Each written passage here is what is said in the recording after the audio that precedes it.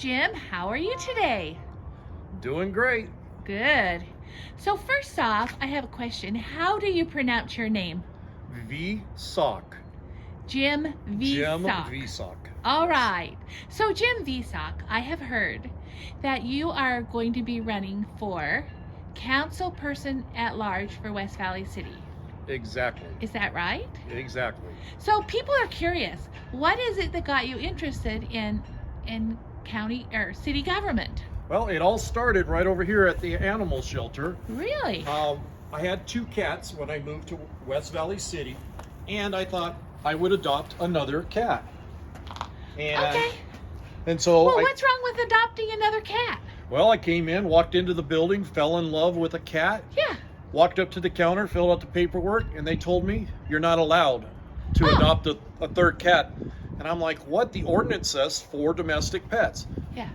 No, it was defined 2 dogs and 2 cats. Oh, so And I they're thought- really trying to get in your life there. Exactly. And I'm like, wait a minute. I can adopt 2 dogs right now and take them home. But I can't adopt 2 cats. So I thought that was silly. It is. So I went to city council. Long story short, after 9 months, we now have a pet permit where you can have up to 4 domestic pets of the same breed. 4 dogs, 4 cats by permit. They have to be spayed, neutered, licensed, all the regulations. And the permit is free, and it's lifetime of the pet. And so that's what got me started. Woo! That is a great story because people care about animals. Exactly. And if you have a love for animals, you know, I guess 4 is the limit, but at least you can choose which 4 you want. Exactly. And if you check my website, all the articles, the paper, Fox News, everybody, it was a big deal in West Valley City. So Awesome. Well, we will do that. Thank Okay. you so much. All right. So other than animal enforcement, we heard that you are also very, very passionate and learned a lot about the city codes yes, and code enforcement. right, our code enforcement, ordinance enforcement. Yes. So While what being- did you find out?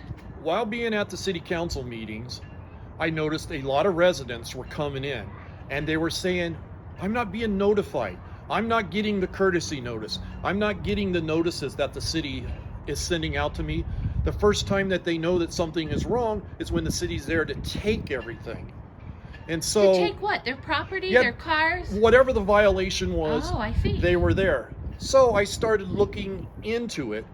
I started digging like with a teaspoon, and the city manager's coming behind me with a skip loader filling in the hole. So I knew I was on to something. Absolutely. So the more and more I said in council meetings, the more residents kept coming forward. So I started sitting in the courts, the ALJ hearings, administrative law hearings. Come to find out, the director of community preservations was the judge.